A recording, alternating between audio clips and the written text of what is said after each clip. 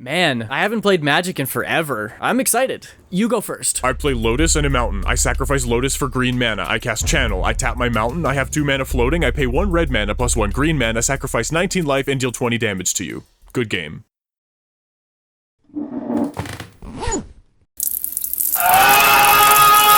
Magic the Gathering is an amazing game, and also, it really sucks. Here's why.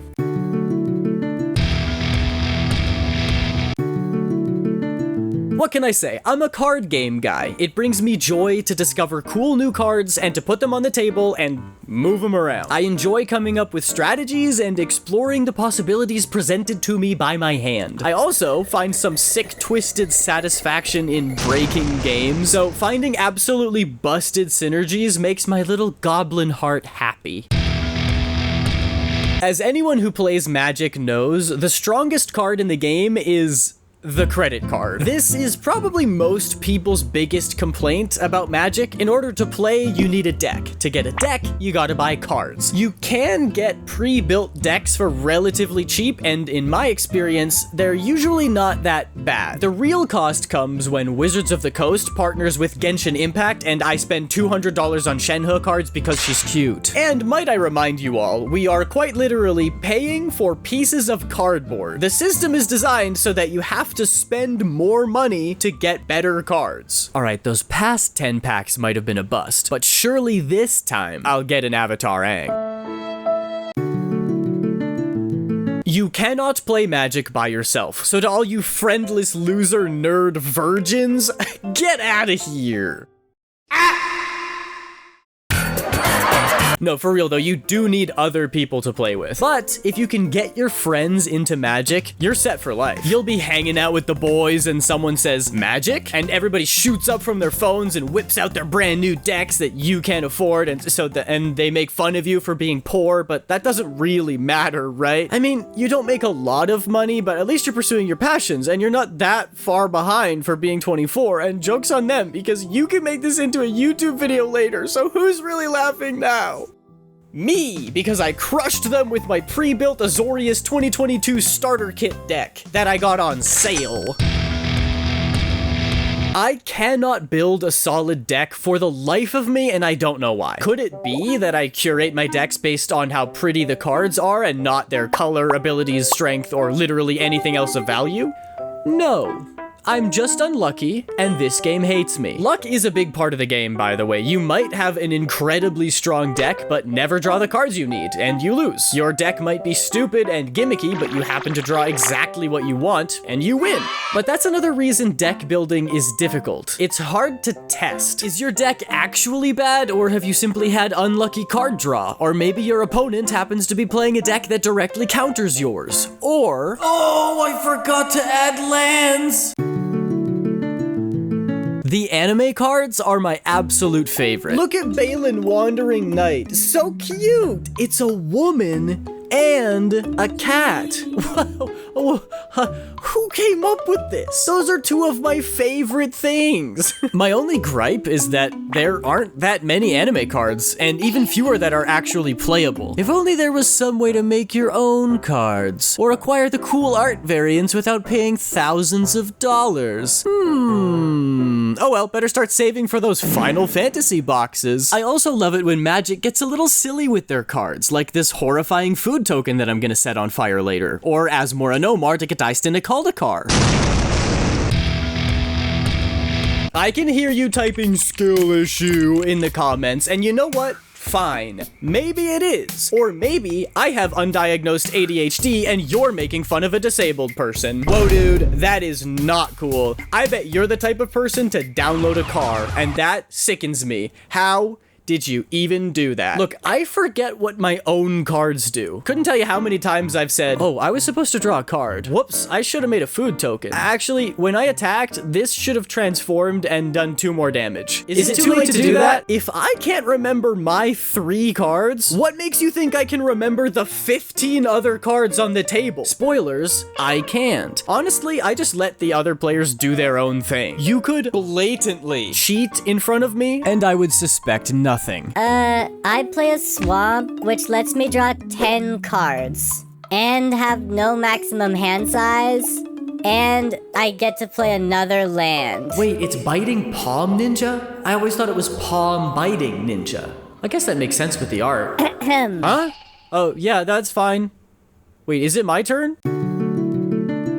60 card standard, commander, duos, 1v1v1. There are many different formats to play Magic. If you've somehow gotten bored of all the formats with all your decks, build a new one. Try a more aggressive deck instead of one that ramps. Try a new color combination. Due to the game's large deck sizes, typically 60 or 100 cards, you can play the same deck this many times, and it will always look different. That's a lot of replay value. I think Magic's biggest strength is that you never play the same game twice.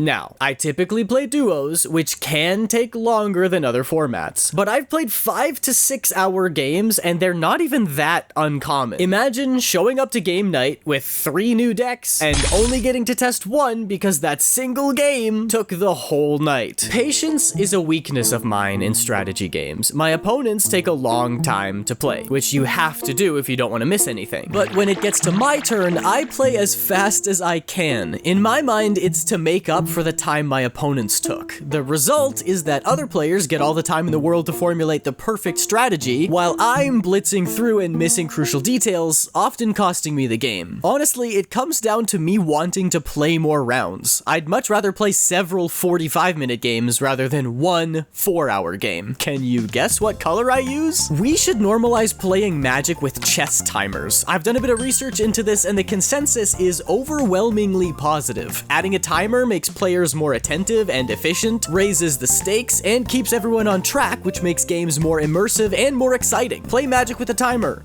Thank you for coming to my TED Talk.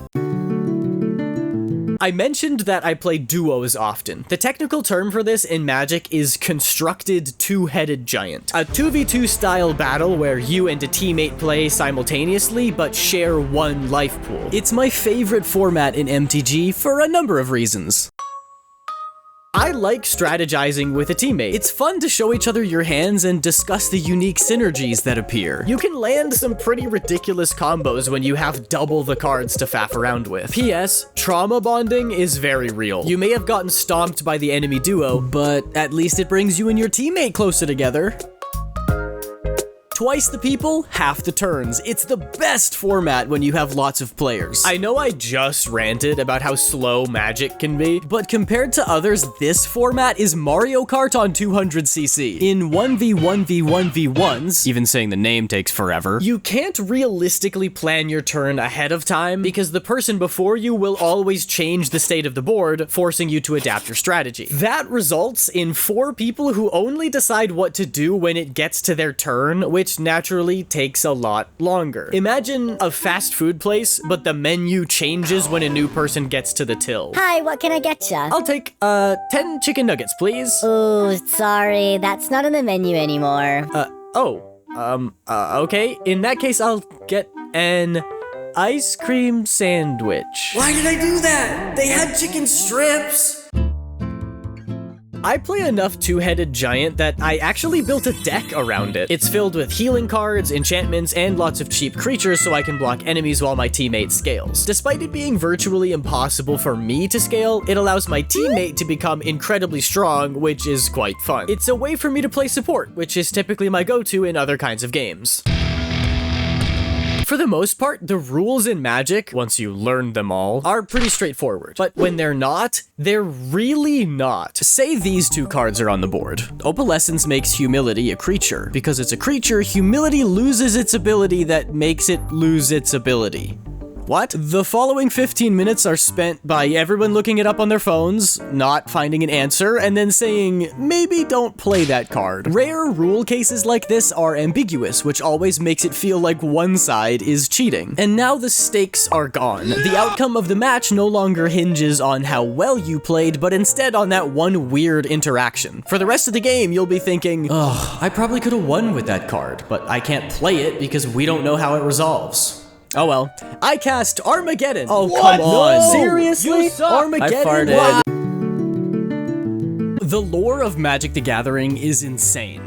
Naturally, I know next to nothing about it, but I do know that each color has a different quote-unquote personality, which makes my inner psychologist very excited. Possibly too excited. Editor Aidan here, I yapped about colors for 20 minutes. No one should be forced to listen to that. The point is, I really like how distinct the color identities are. It's not something you see in many card games. Moving on.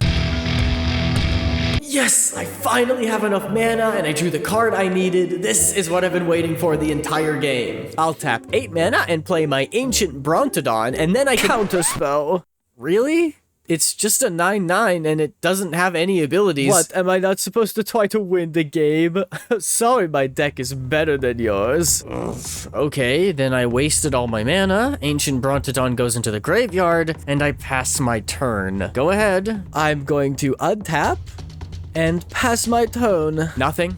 You have no creatures, you're not gonna do anything? Nope. Alright, I untap, and I pay 5 mana to cast my counterspell. You motherfucker! There's nothing inherently wrong with playing a mono blue deck. There are plenty of interesting and balanced blue decks out there. There is something wrong with playing a permission deck. Here's my complaint. If the focus of your deck is to make sure nobody gets to play the game, what's the point of playing the game? You aren't doing anything because you need to save mana for counter spells and instants. And you're not letting me do anything because it feeds your superiority complex. Now, I'm afraid to play any card because I know you're either going to counter or steal it. At that point, we're not even playing Magic. We are sitting at a table, not playing cards. Newsflash, pal. Magic ain't about winning. I don't remember who won the last game I played, and that was yesterday. Magic is supposed to be fun for everybody. Just try playing a mono blue permission deck and see what the other players at your table have to say. I'm gonna counter that. What an unbelievable play! You have officially won the $500 million grand prize. Well, I guess you're just better than me in every way. Marry me! No, marry me! Hey, it's me, the president. Obama? Here's the Nobel Prize. Please, just don't play permission decks. Hey, this video took me a really long time to make, so if you enjoyed it, consider clicking the like button and subscribe to the channel for more story times and animatics. I want to give an extra special thank you to my channel members. I really appreciate the continued support. You guys are the best. See you all next time. Hasta la pasta. Later.